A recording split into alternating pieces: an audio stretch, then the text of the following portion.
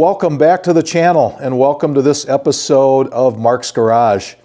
So the Honda Goldwing has a lot of history, that's for sure. And in anticipation of what's coming on the 50th anniversary model, I wanted to do a short story about the history of the Goldwing, and wanted to share it with you all. And so as an owner of a 2018 and now the 2024 Goldwing, I wanted to learn more about this. So I did some research. Today's story is about sharing with you what I found. This is not going to be a super detailed review of every model year and all the technical things and every advancement that was made, but I want to hit some of the highlights across the 6 generations and maybe just touch a little bit on Honda motorcycles coming to the US in general. So to all my friends out there, the followers, the subscribers, and the folks that are Goldwing owners, I really hope you enjoy this review.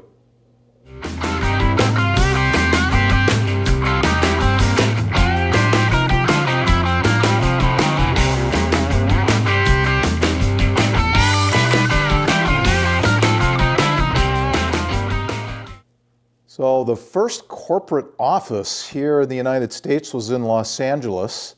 This goes back to 1959, the year I was born, for gosh sakes. And it was on Pico Boulevard. I got a couple of shots here I'm sharing with you. And it's pretty neat. It wasn't certainly a large facility at all. They also had, I'm not sure how many, but they had a Chevy pickup truck that they had painted up and put their logo on it, and they used it to deliver bikes. And there was just a couple of models that they brought to the United States, but pretty neat start, that's for sure.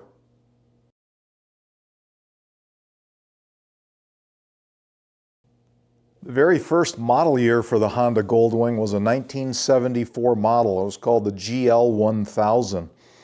And it did have a 4-cylinder. It was a flat 4-cylinder. It was carbureted, and it had a shaft drive.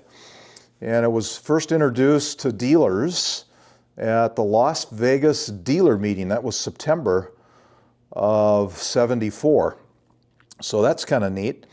And a month later, it was on display at what was called then the International Bicycle and Motorcycle Exhibition. Today it's known as Intermot, but that was in Cologne, Germany. And I can remember I had the opportunity to be in Cologne one time. This was a year after I started working at Windmill. There was a international show for retail display. It was called Euro Shop, and that was pretty neat to be there. There were 18 different exhibition buildings. So it's quite an area for worldwide expos today. So that first generation Goldwing was produced from 1974 to 1979. And over that period, there was a total of 97,000 units made. And so one of the interesting nuggets that I found is that it did have electric start, which was kind of a big deal. And it had a kick start backup. How about that? So before the first Goldwing was marketed in '74, there was actually a prototype. It goes back to 1972. I'm going to show you a picture of that. And you can see that there certainly is a resemblance from that prototype to the first gen bike. Here it is.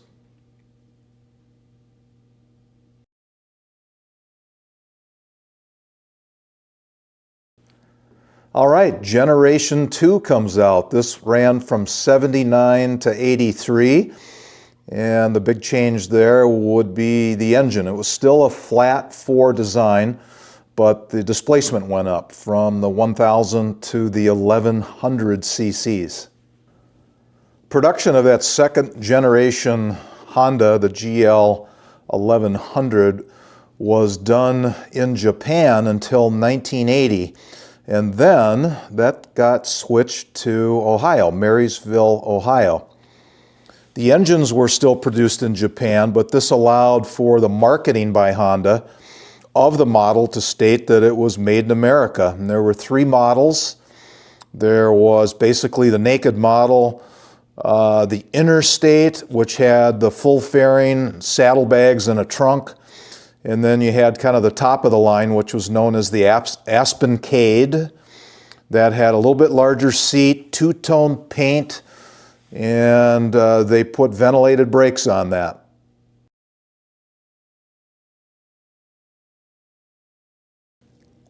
All right, we are up to Generation 3, and Honda has tweaked the engine up to a 1200. It's still a flat 4, but it's 1200 cc.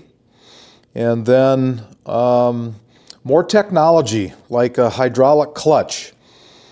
And Honda was starting to face more competition from manufacturers like Yamaha and Suzuki, so they kept making improvements, and probably the biggest thing was the redesign of the fairing. So it appeared that the fairing was more integrated as opposed to an afterthought. The top-of-the-line model Aspencade was featured with a Panasonic audio system as well. AM/FM radio, cassette tape player. My guess is that AM/FM radio probably worked better than the AM/FM radio of today. The 10th anniversary of the Honda Goldwing was in 1985, and fuel injection came onto the scene then, but Honda went back to carburation the following year, as it wasn't really perfected yet, and the cost of fuel injection at that time was really high.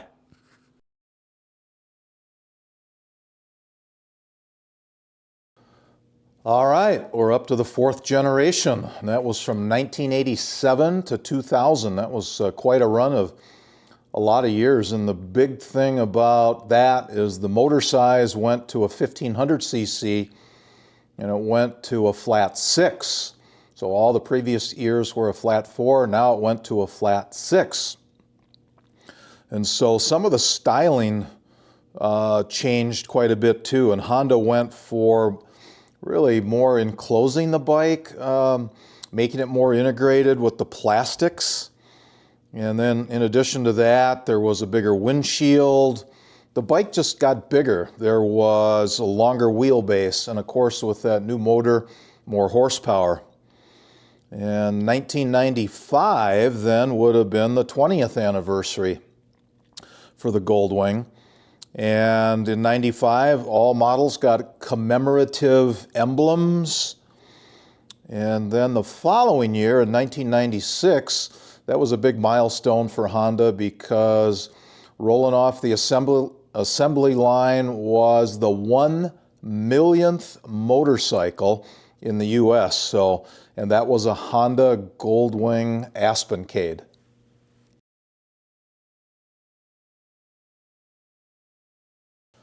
All right, we are up to Generation 5, so that's 2001 to 2017.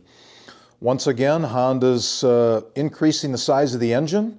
They're changing the engine. It's now 1,832 cc's. And from 2000 to 2010, the Honda Goldwing is built in Ohio.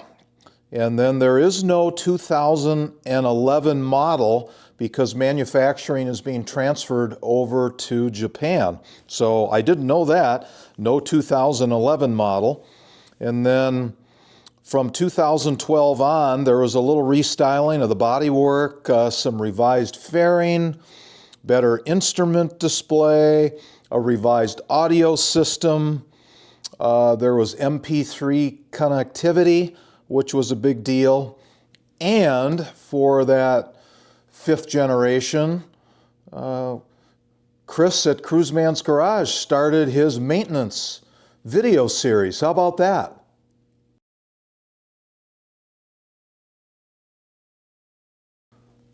All right, Generation 6. It's the bike I'm sitting on. And what a major leap forward Honda took. I mean, really, when you think about everything. So the engine was designed a little bit differently. 4 valves per cylinder, more efficiency, more power. It got leaner and meaner for sure. So a lot of things here in the 6th generation have been terrific. And then you top that off with Honda has stepped forward with the DCT option, dual clutch transmission. Then you have other technology like Apple CarPlay and Android Auto. And so some pretty neat stuff for sure. I will also put some links in the description section for you that provide more detail on the Honda history if you're interested.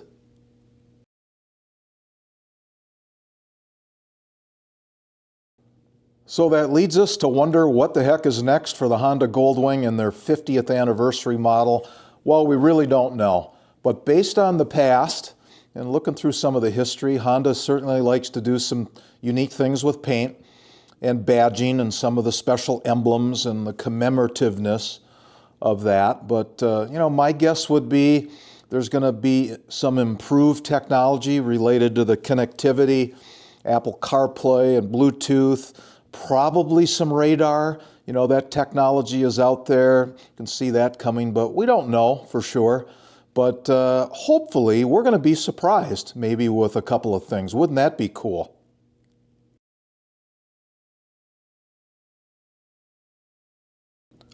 Well, thank you, Honda, for a great run, and thanks to all of you who came along today to take a short little history on the Honda Goldwing.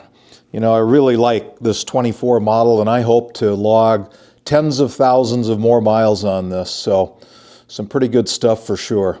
Well, that's a wrap today. Thanks again for coming along. As always, and until next time, take care.